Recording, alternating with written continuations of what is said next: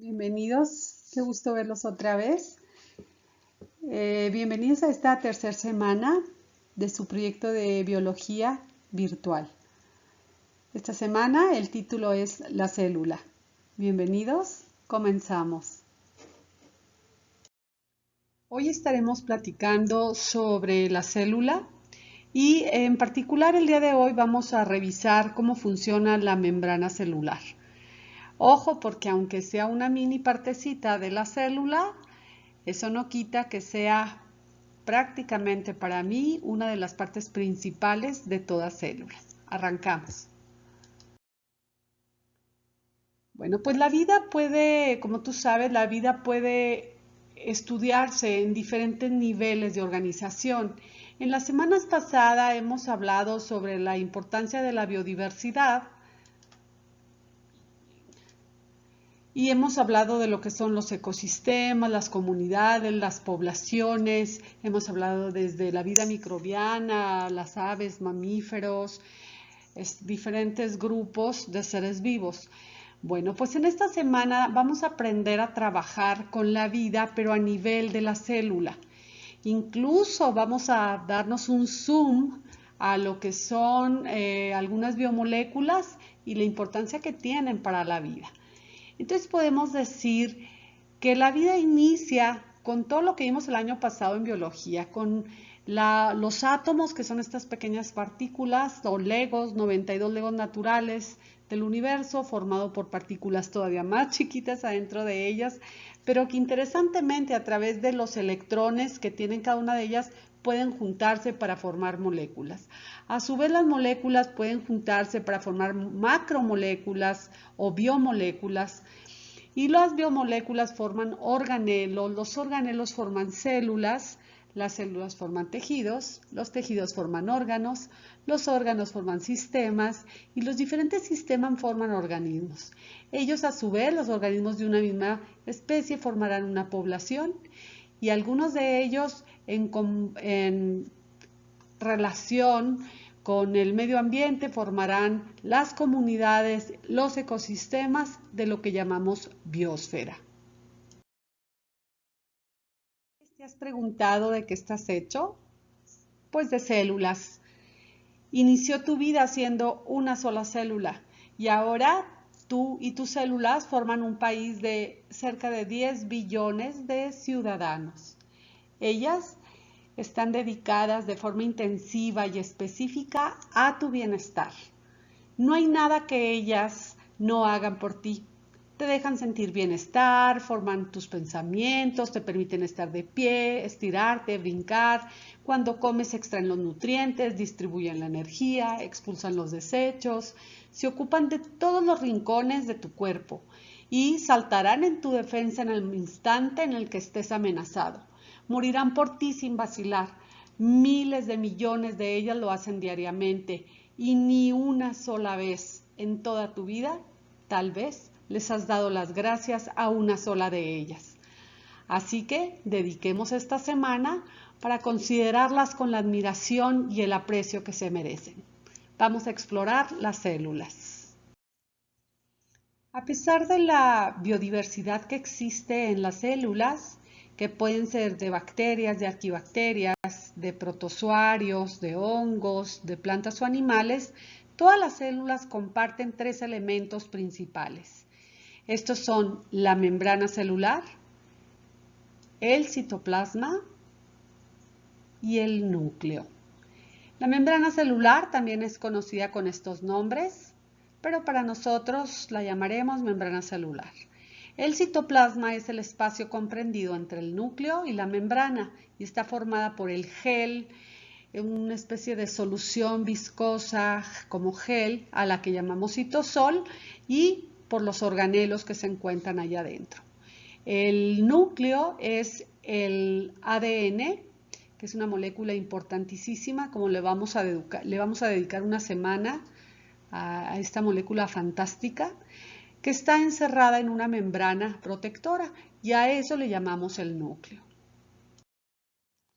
La membrana celular es como la piel, la protección, la capa más externa que cubre y envuelve a las células animales.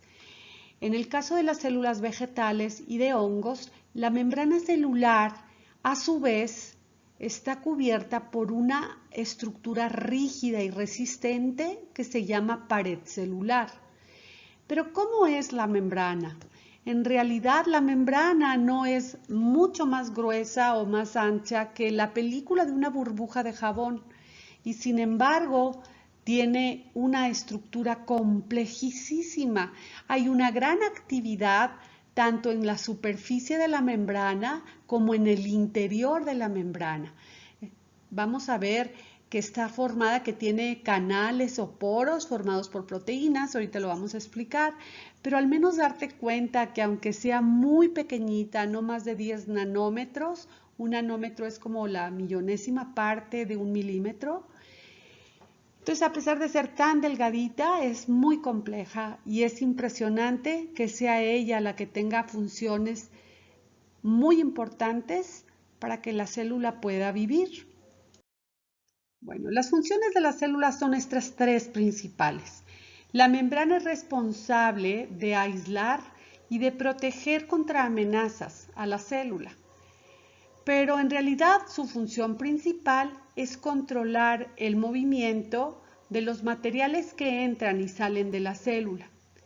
Como una metáfora para entender su funcionamiento, comparemos tu casa con una célula.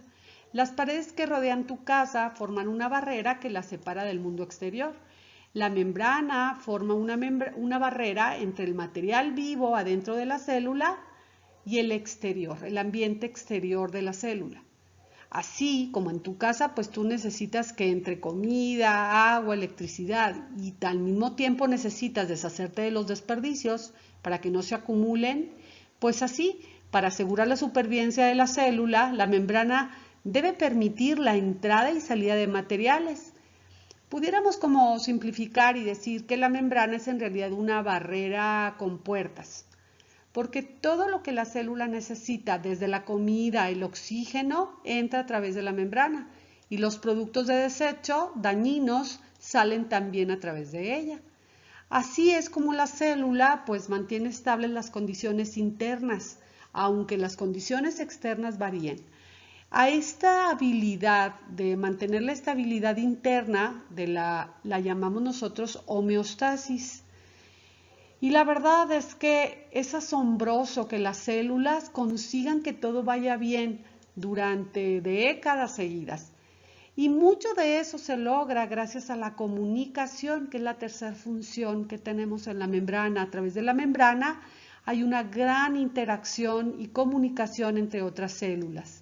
Observa el video, cómo se va dando esa interacción a través de moléculas gigantescas o biomoléculas. Pues sí, la verdad es que es como si se estuvieran enviando y controlando mensajes de todo el cuerpo. A veces a través de una molécula llegan instrucciones, preguntas, correcciones, peticiones de ayuda, puestas al día, avisos para dividirse, etc. La mayoría de esas señales llegan por medio de correos químicos, o sea, de unas proteínas que se llaman hormonas, como la insulina, la adrenalina, el estrógeno, la testosterona, y es como se transmite la información.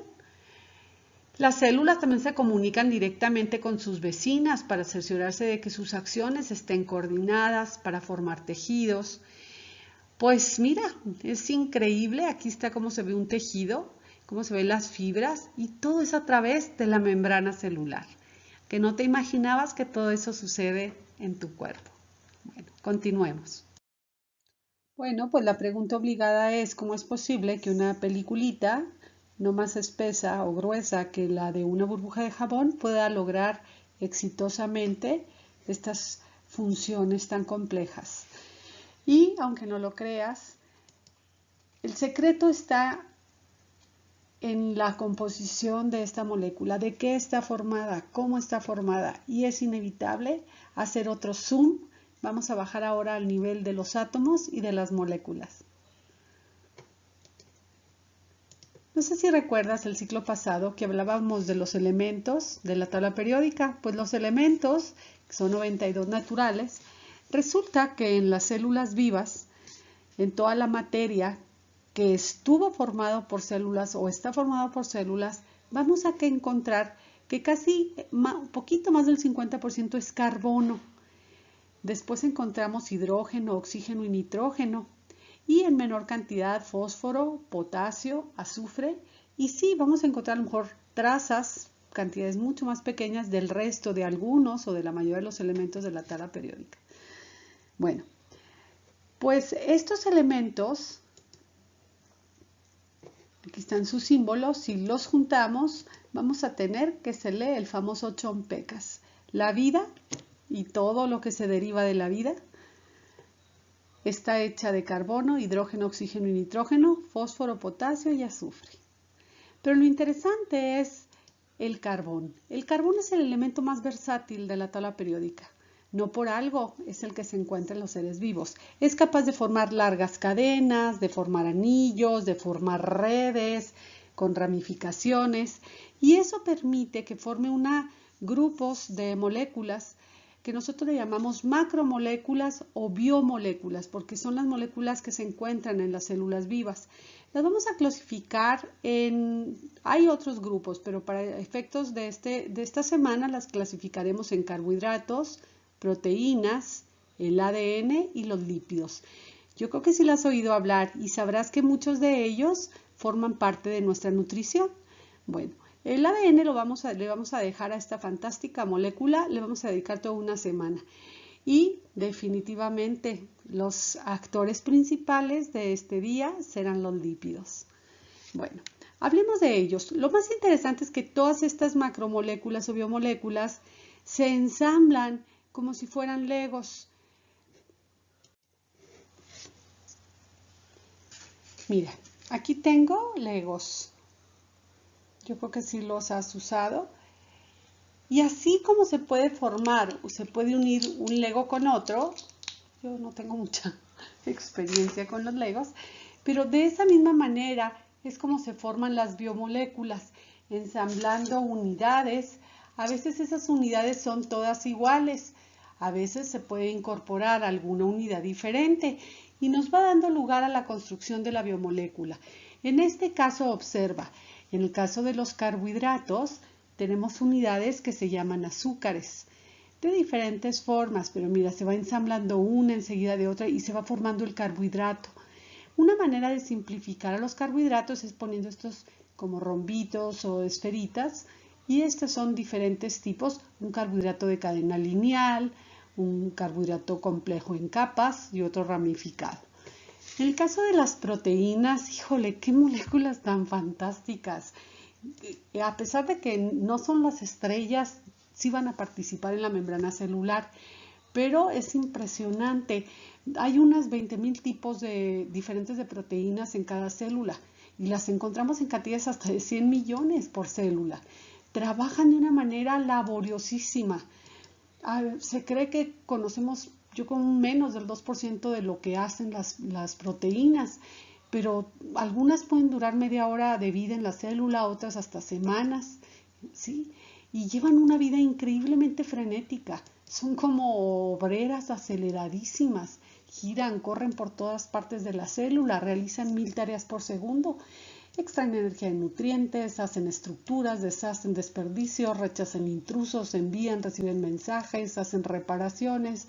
Pues nomás para que te des una idea, adentro de la célula es una fábrica química llena de reacciones, quintillones de reacciones químicas por segundo, y nosotros ni cuenta que nos damos.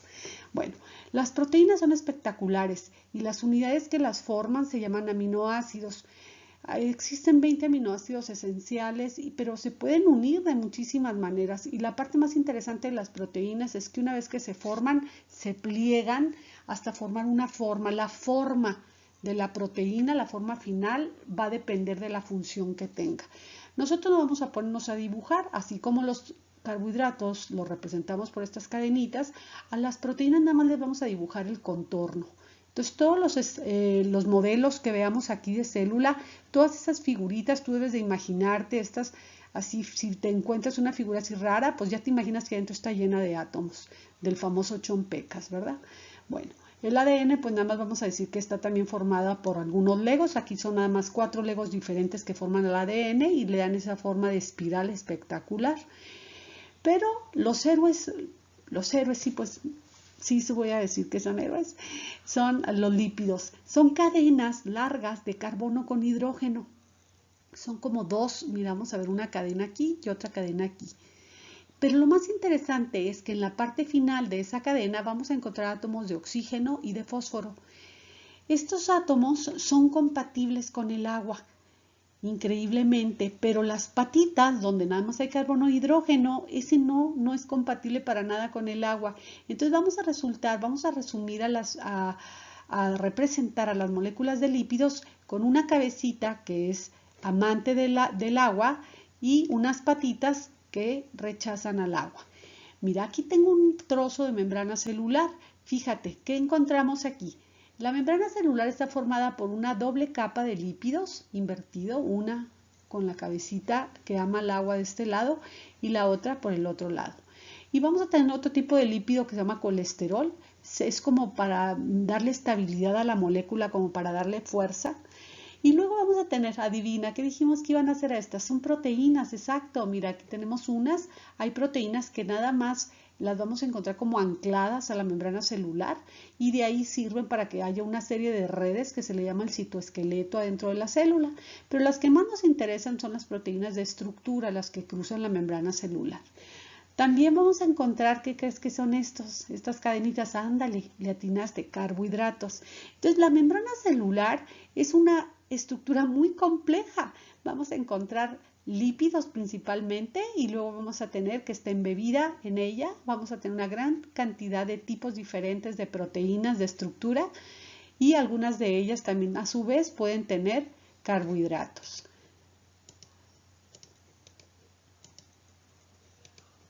Vamos a tener que un 20% de la estructura de la membrana celular son proteínas y en menor cantidad vamos a encontrar carbohidratos. El resto son los lípidos. Mira, aquí vamos a representar, aquí vamos a agrandar lo espectacular de esta molécula. Vamos a decir que es una molécula bipolar, tiene dos comportamientos. Uno, en esta parte de la molécula encontramos una zona que es muy atractiva para las moléculas de agua. Es una zona que ama a las moléculas de agua. Podemos decirle que se llama hidrofílica. Filias es amor, que ama al agua. Y por otro lado, las patitas, dentro de la misma molécula, es una zona que rechaza al agua. Se dice que es hidrofóbica. Fobia es odio, odio al agua. Amor al agua, rechazo al agua. Amor al agua, rechazo al agua. Eso es lo que hace espectacular el trabajo de los lípidos. Vamos a ver cuál es el resultado de estas moléculas, de que esta molécula se comparte de esa manera. Aquí tenemos las moléculas de agua rechazadas por la zona hidrofóbica y aquí tenemos a las moléculas de agua atraídas por esta zona hidrofílica. Bueno, vámonos a ver cómo es que estas moléculas forman la membrana celular y qué función tienen estas proteínas. ¿Ok? Vámonos para allá. Ok, bueno, veamos ahora cómo los lípidos forman y le dan estructura y sus propiedades a la membrana celular. Los lípidos, habíamos dicho que tenían una zona que amaba el agua, que se llama zona hidrofílica, y tenía una zona donde hay un rechazo completo al agua o a las moléculas que se comportan como el agua. Entonces, la membrana celular no es nomás que el ensamble de dos lípidos por sus zonas hidrofóbicas, dando lugar a esta estructura que tenemos aquí, dejando en los extremos una zona que puede ser compatible con el agua, pero una zona grande, una zona más profunda, donde hay un rechazo completo a las moléculas del agua. Fíjate cómo se vería un trozo de membrana celular. Muchas de estas unidades de fosfolípidos se le llama bicapa lipídica porque está formando una bicapa formada por dos moléculas de lípidos invertidas y dejan en sus extremos una zona que es capaz de atraer al agua, tanto en uno como en el otro sentido. Y en el centro vamos a encontrar este comportamiento como aceitoso, formado por estas moléculas de carbono e hidrógeno, donde es difícil que una molécula de agua pueda cruzar por ahí o una molécula afín al agua o que se comporta como el agua, pues no va a poder atravesar esta capita aceitosa. A este modelo se le conoce como el modelo del emparedado de mantequilla o crema de cacahuate porque tenemos que cada uno de los panes es como esta zona que es compatible con el agua, pero en el centro tenemos una capa gruesa de aceite o grasa. O sea que en pocas palabras la membrana celular no es otra cosa que una gotita, una lámina de aceite. Pero fíjate qué interesante. Cuando esa gotita de aceite o esa membrana celular, esa gotita de aceite, tú la echas, por ejemplo, en un líquido acuoso, aquí quiero representártelo, mira lo que tenemos aquí. Yo tengo en esta cajita alcohol y le puse un poquito de colorante. Quiero ahora agregar con un gotero una gotita de aceite. Mira, ¿la ves? Ay, ahí se ve. Mira qué interesante lo que le pasa al aceite en un medio acuoso. En este caso tengo alcohol que se comporta de una manera muy parecida al agua. Entonces mira que lo que se forma cuando yo agrego el aceite que no es compatible con el alcohol, ¿qué se forma? No se forma una lámina de aceite, ¿qué se forma? Una vesícula, una burbuja, como esta que tenemos aquí. Las fuerzas de repulsión entre el agua y el aceite hacen que el aceite adquiera una forma de burbuja, una forma esférica y forma estas gotitas. Pues déjame decirte que estas gotitas, aquí está la gotita de aceite como la que acabas de ver que se formó. Y esta orillita que tenemos es esto que tenemos aquí, la membranita de aceite. Se cree que esa es una posible hipótesis del origen de la vida de las células. O sea que la membrana celular debió haber sido de las primeras estructuras que se formaron en las primeras células vivas. Adentro debió haber quedado debió haber quedado algún tipo de sustancias químicas que pudieron reaccionar, replicarse, y se cree que ese pudo haber sido el origen de la primera célula.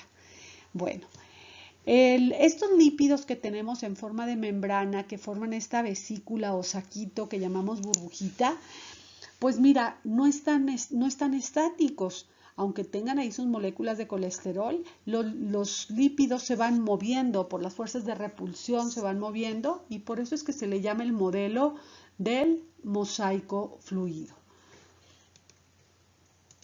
Mira, así es como lo que aquí le tomé foto a lo que acabamos de ver.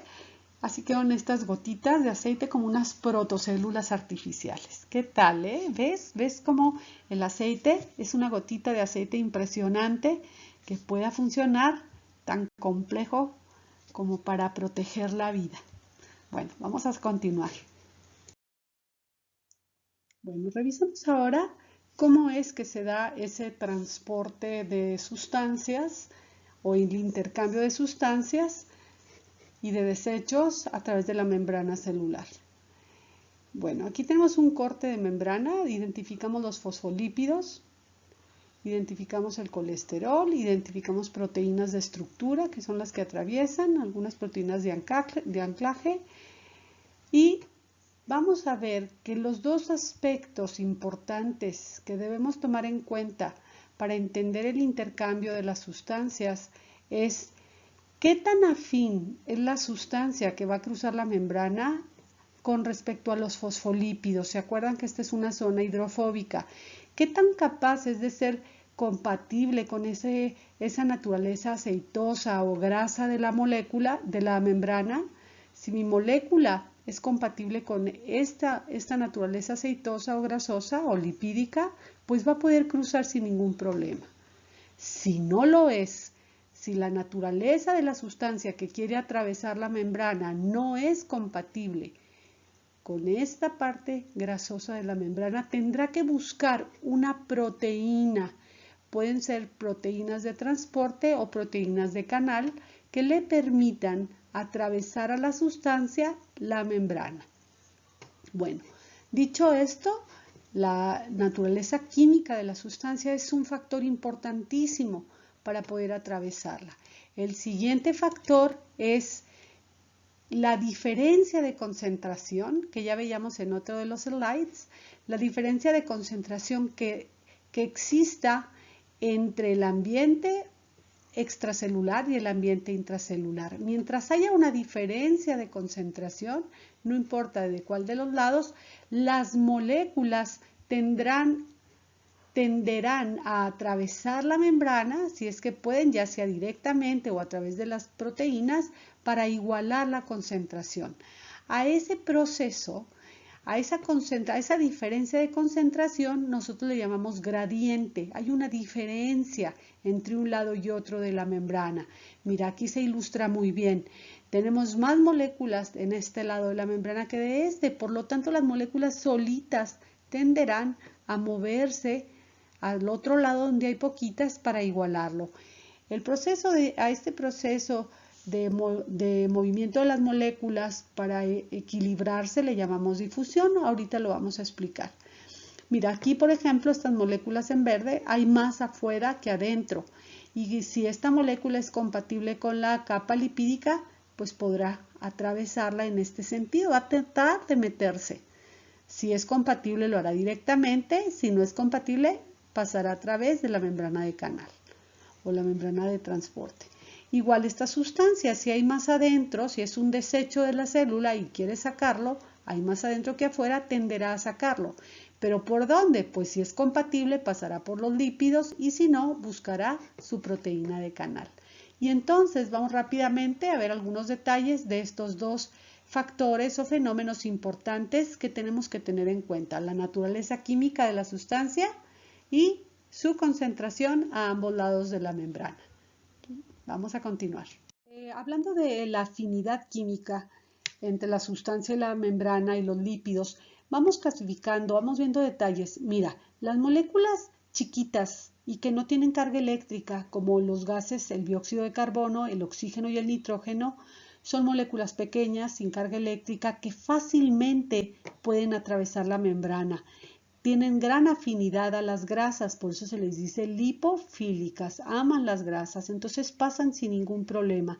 Este fenómeno lo vamos a ver en las zonas de los pulmones, por ejemplo en el ser humano, vamos a encontrar que cerca de los alvéolos hay una gran cantidad de oxígeno en la parte de afuera de la membrana, que va a cruzar muy fácilmente las membranas de estas células y de ahí pasará al torrente sanguíneo. De la misma manera, en esa zona del pulmón, el CO2, que es un desecho de la célula, al interior de la célula, será muy fácil para él atravesar la membrana para finalmente terminar siendo exhalado. En el caso de las plantas, pues lo mismo, las membranas celulares de las plantas permiten que el CO2 entre porque es la materia prima para fabricar los carbohidratos en el proceso de fotosíntesis. Bueno, ¿qué sucede ahora con las moléculas que son pequeñas o relativamente pequeñas, como estas que tenemos aquí? Pero resulta que esas moléculas presentan como cierto tipo de carga. ¿A qué me refiero con carga? Es como si fuera una pila. Tú has visto las pilas, las baterías que tienen un lado positivo, un lado negativo. Lo mismo sucede en estas moléculas. De alguna manera los electrones que sirven para hacer los enlaces están más de un lado que del otro. Acuérdate que los electrones son cargas negativas. Entonces forman moléculas como irregulares, como deformes un poquito, con ciertas cargas eléctricas. Ese tipo de moléculas no es compatible, no es tan compatible con los lípidos. Aparte ya son un poquitito, pues son pequeñas, ¿verdad? Pero estas tienen muchos más átomos. Pero es esa aparición de como deformidad de la molécula con cargas eléctricas, con polos positivos y negativos, pues por eso se le llama polar, lo que no permite que atraviese tan rápido la membrana. Por ejemplo, fíjate, una molécula de agua atraviesa la membrana en una milésima de segundo. O sea, puedes decir que es bien poquito, pero a nivel molecular y a nivel de la célula no es tanto. Por esa razón es que vamos a encontrar que el agua, si bien puede atravesar en un milisegundo la membrana, va a buscar mejor algunas proteínas, que lo vamos a ver más adelante, se llaman acuaporinas. Es mucho más rápido el paso del agua a través de las acuaporinas. Ojo aquí, encontramos que el etanol, el alcohol, Por eso es muy fácil que te intoxiques con el alcohol porque él cruza muy rápido la membrana celular.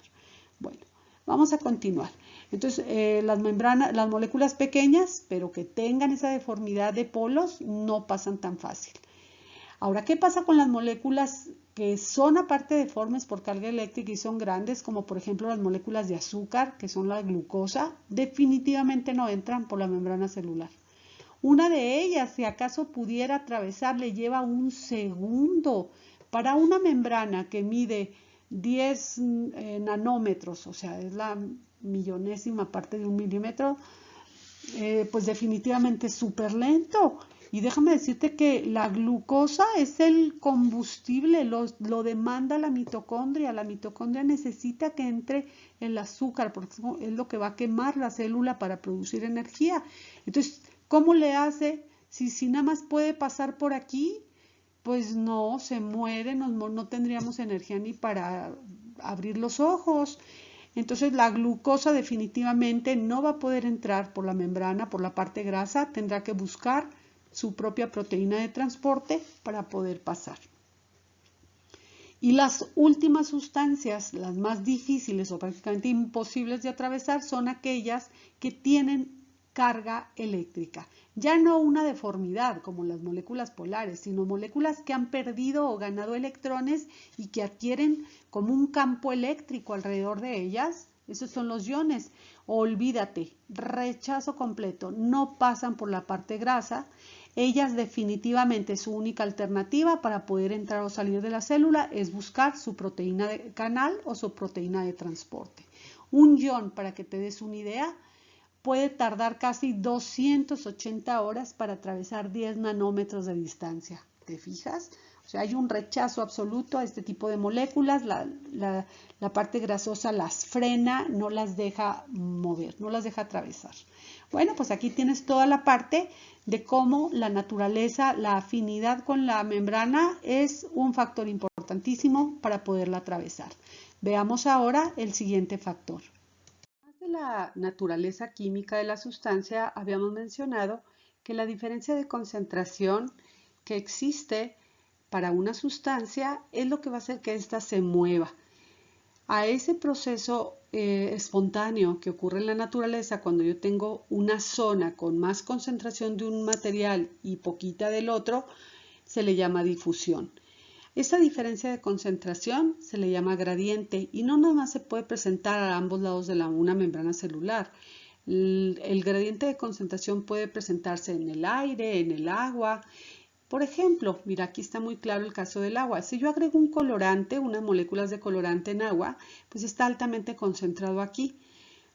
En cambio, acá en la periferia, pues no hay nada de molécula de colorante. Solitas las moléculas empiezan a moverse hasta lograr un equilibrio entre la concentración de mi colorante aquí y en todas las partes del líquido. Solita, yo no necesito agitarlo. A ese proceso del movimiento de las moléculas de una zona de alta concentración a una zona de baja concentración se le llama difusión.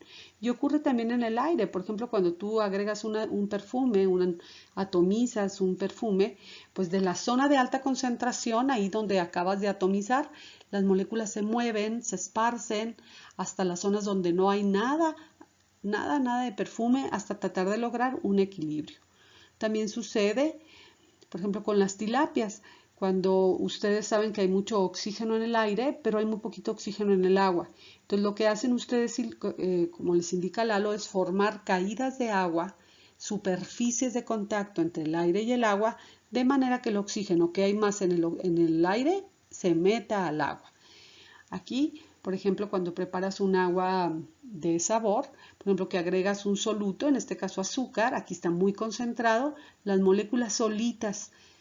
A veces, claro, pues le agitamos porque no somos pacientes, pero solitas las moléculas se dispersarían en todo el seno del líquido. Bueno, ahora, ¿qué sucede? Hablando de la membrana celular, ya este fenómeno de difusión de una zona de alta concentración, del movimiento de las moléculas de una zona de alta a una zona de baja concentración, vamos a ver aquí este esquema, esta animación de cómo las moléculas empiezan, por ejemplo, fíjate, aquí tenemos un lado de la célula Acá está el exterior. Tenemos muchas moléculas acá de estas moraditas, de estos iones. Bueno, pues ellas van a tratar de irse de este lado de la membrana porque aquí casi no había. Esa es la difusión. O ahora mire este gas. Este gas, pues sí pues va a poder pasar a través de los fosfolípidos porque es compatible. Tenemos más de este lado, pues van a tratar de meterse. Esa es la difusión. Y ahí la estamos viendo ya en la membrana. ¿Ok?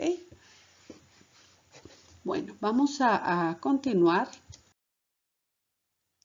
Bueno, mira, pues aquí tienes las estrategias que utiliza la membrana celular para lograr el intercambio de sustancias y de desechos. Entonces, lo primero es que vamos a tener dos tipos de transporte pasivo y transporte activo. ¿De qué va a depender? El transporte pasivo es aquel que ocurre por difusión sin que la célula invierta energía.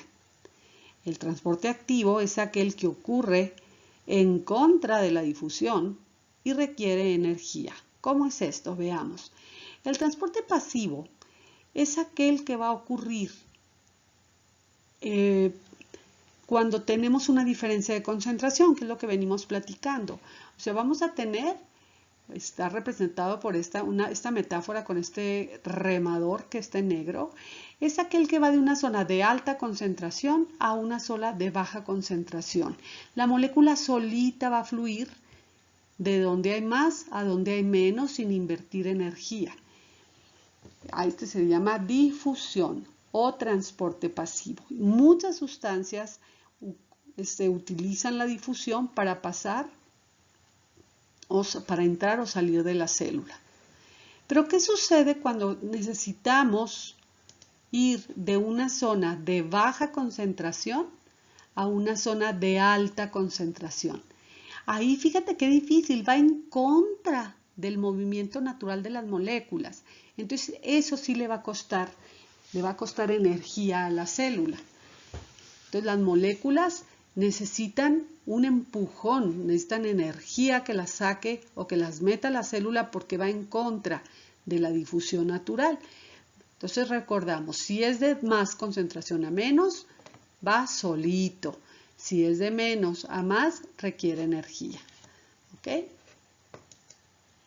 Y aquí están los tipos de transporte pasivo. Tenemos que el transporte pasivo, el que no requiere energía, el que va siempre de más a menos, puede ser una difusión simple. Ahorita la vamos a ver cuál es. Es aquella, decíamos nosotros, que va a ocurrir cuando las sustancias son afines a la membrana y pueden pasar a través de los fosfolípidos, de la bicapa lipídica o de la zona aceitosa. Ya vimos que se refiere a los gases, pequeñas moléculas de gases, a veces en pequeña cantidad del agua. Habíamos visto el etanol, la urea, el glicerol. Bueno, la difusión ¿qué pasa con las moléculas de agua? Cuando hablamos del movimiento de las moléculas de agua, recibe un nombre especial y le llamamos ósmosis, pero es lo mismo. Va a ir de donde hay más moléculas de agua a donde hay menos moléculas de agua. Lo interesante es que el agua puede moverse de dos maneras. Muy lentamente puede atravesar, solo por ser pequeñita, va a poder atravesar la membrana lipídica, pero lentamente. En cambio, existen algunas proteínas especiales que son como túneles, digamos, o como puentes, que permitirán que las moléculas de agua crucen por ahí muy fácilmente la membrana, la parte grasosa de la membrana. A este movimiento de difusión de las moléculas se le llama ósmosis. Y cuando estamos hablando de otras moléculas que no son agua, le llamamos difusión facilitada, que es lo mismo, van a ir de donde hay más a donde hay menos, pero no pueden atravesar, no son compatibles con la parte aceitosa, entonces tendrán que buscar su propia proteína transportadora o su propia proteína de canal por donde puedan atravesar esta parte de la membrana. Y finalmente tenemos el transporte activo, el del remador en contra de la corriente. Aquí la célula tiene que invertir energía y existen dos tipos. Cuando se trata de el movimiento molécula a molécula, que va a ir de una zona donde hay poquito a donde hay más, pues requiere un empujón de energía, que se utiliza una molécula que se llama ATP, y podrá pasar la membrana celular. Generalmente esto va a ser a través, como son moléculas grandes, va a ser a través también de canales, de proteínas de canal o proteínas transportadoras. Y el otro caso de transporte activo es aquel que ocurre cuando la célula necesita mover mayores cantidades de moléculas, ya sea meterlas o sacarlas de la célula. Entonces utiliza una especie de vesícula o saquito en el que adentro forma un saquito muy parecido a la membrana celular, y adentro van las sustancias. Entonces, esa vesícula se acerca a la membrana, se funde con ella porque es muy parecida a su naturaleza, y ya sea que libere al exterior o que meta al interior las sustancias. Ese es prácticamente las estrategias, las 5 estrategias. Vamos a verlas con un video y ya prácticamente para que pases a hacer tus actividades. Gracias. Bueno, veamos todas estas estrategias que utilizan las células para la membrana celular para meter y sacar sustancias. Y al mismo tiempo vamos a ver los conceptos de difusión y de concentración utilizando este video. ¿Sí? Listos. Bueno, obtenemos nuestra energía y sustancias orgánicas de los alimentos que ingerimos. Antes de que podamos usar estas moléculas, deben entrar a nuestras células, empezando por las células que recubren el intestino delgado. Hagamos un zoom a la superficie de estas células.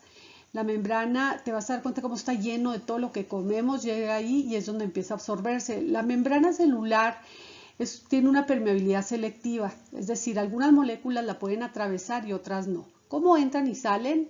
Bueno, la primera estrategia es el transporte pasivo. Fíjate cómo los lípidos, que son estas moléculas amarillas, pueden disolverse en la bicapa lipídica porque son compatibles. Nota cómo existe una diferencia de concentración, hay más aquí que aquí. Estas moléculas de lípidos se mueven desde donde hay una mayor concentración a donde hay una menor concentración. Este es un ejemplo de difusión simple y es un tipo de transporte pasivo porque ocurre simultáneamente sin gasto de energía. La mayor parte de las moléculas no pueden cruzar a través de la capa lipídica. Aquí tenemos esta molécula de fructosa, que es azul, el pentágono azul, que puede entrar a la célula solamente por difusión facilitada, es decir, a través de una proteína transportadora que funciona como un puente y la lleva de donde hay más a donde hay menos. Esta tampoco requiere energía, por eso es transporte pasivo. El agua cruza la bicapa lipídica por difusión facilitada usando proteínas de transporte llamadas acuaporinas o también cruzando, aunque más lentamente, la membrana. Finalmente, el transporte activo es aquel que mueve las moléculas de donde hay más a donde hay menos. Eso le cuesta energía a la molécula, a la célula. Entonces, se requiere energía en forma de una molécula que se llama ATP. Entonces, sí se puede mover las moléculas de donde hay más a donde hay menos, pero le cuesta energía. Este tipo de transporte se llama transporte activo. Otro tipo de transporte que también le cuesta energía a la célula es el transporte que se hace en grandes cantidades de moléculas. En un momentito lo vamos a ver y se llama transporte a través de vesículas. Se llama exocitosis y endocitosis. Vamos a verlo. Cuando la célula requiere enviar grandes cantidades de moléculas o meter grandes cantidades de moléculas, utiliza estas vesículas o saquitos que se pueden fundir con la membrana celular y sacarlos. Ahí está sacando una gran cantidad de sustancias de la célula, se llama exocitosis. Por el contrario, cuando una gran cantidad de sustancias, un pedacito de la membrana la rodea formando un saco y las libera. Esa se llama endocitosis. Aquí lo que estamos viendo es una difusión de gases. Aquí tenemos el oxígeno en grandes cantidades, que son moléculas chiquitas que pasan sin ningún problema a través de la membrana celular. Pues como verás, todas estas funciones, todas estas estrategias de difusión que usa la célula, estas estrategias de transporte, es lo que permite que realmente podamos obtener todo lo que necesitamos. De hecho, todo lo que tú comes, todo lo que el aire que tú respiras no es para ti, es para cada una de sus células, de tus células. De esos 10 billones de células son alimentadas y son dotadas de oxígeno gracias a los procesos que ocurren en la membrana celular. Entonces, revisemos ahora un caso especial que es la difusión de las moléculas de agua al que llamamos ósmosis. Tener más o menos agua de la que requiere la célula es un caso de vida o muerte para ella. Bueno, del ciclo pasado de química veíamos nosotros que podemos hacer mezclas entre sustancias. Aquella que se encuentra en menor cantidad le llamamos soluto y aquella que se encuentra en mayor cantidad le llamamos solvente. Vamos a preparar una solución con poquito soluto en agua. El resultado van a ser mezclas o soluciones diluidas de colores claros y que tienen pocas moléculas, son estas azules, de sulfato de cobre en proporción a las del agua, 4 por 16 de agua. El otro caso sería que yo le agregué mucho soluto a esa misma cantidad de agua, entonces el resultado será una solución concentrada. Aquí vemos colores fuertes, oscuros y obviamente va a haber 20 o en este caso pues 20 moléculas de soluto por 16 de agua. Hay una solución concentrada, aumenta la proporción. ¿Qué pasa si yo pongo una célula en una solución diluida o en una solución concentrada de algún soluto? ¿Qué le pasará a la célula? Vamos a observar en el siguiente video cómo lo que sucede. Tenemos aquí el sulfato de cobre, son las moléculas azules, tenemos la membrana celular, este es el interior de la célula, acá está el exterior, tenemos las acuaporinas, que son las moléculas o proteínas por donde las moléculas de agua pueden moverse más fácilmente. Bueno, ¿qué sucede cuando yo tengo demasiado sulfato de cobre afuera? Una solución concentrada con respecto al interior de la célula se llama solución hipertónica. Hay mucho sulfato de cobre, pero hay poquita agua. Entonces las moléculas de agua tienden a salir para equilibrarla, haciendo que la célula se encoja o se deshidrate, porque las moléculas salen. ¿Qué pasa entonces? Lo contrario, si yo tengo más sulfato de cobre adentro y poco afuera. Si tengo poco sulfato de cobre va a haber mucha agua, como tenemos aquí. Entonces las moléculas de agua van a tratar de entrar y la célula se va a hinchar. Por otro lado, lo ideal sería tener la misma concentración de sulfato de cobre en el exterior y en el interior, y eso significa que la misma cantidad de moléculas de agua fuera y adentro. Y lo que va a suceder es que las moléculas de agua pueden salir, pero también pueden entrar, manteniéndose un equilibrio dinámico y no alterando el volumen de la célula. Entonces, podemos tener, repitiendo, dependiendo de cómo está concentrado el ambiente exterior de la célula, yo puedo tener soluciones muy concentradas afuera de la célula que van a hacer que el agua salga. Esas son las soluciones hipertónicas y que van a hacer que las células se deshidraten, pierdan agua, se plasmolicen, así se llaman las células vegetales que se deshidratan. Pero también yo puedo tener lo contrario, puedo tener un ambiente exterior que es pobre en solutos, puedo tener más agua que adentro y el efecto va a ser que el agua entre a la célula a través de las acuaporinas y la célula aumentará su tamaño, se hinchará, es cuando tenemos por ejemplo células vegetales turgentes y lo ideal es mantener un equilibrio isotónico, soluciones que tienen la iso es igual como el isósceles, aquí es isotónica, igual concentración afuera y adentro y no se altera el volumen o tamaño de la célula. Bueno, aprovecha esta explicación y al laboratorio a practicar. Puedes practicar en tu Padlet para ver en qué se aplica la ósmosis y puedes irte a hacer tu experimento. Aprovechando que está explicado que estamos compartiendo información de este fenómeno tan importante para la vida que es la ósmosis. Pues gracias, nos vemos.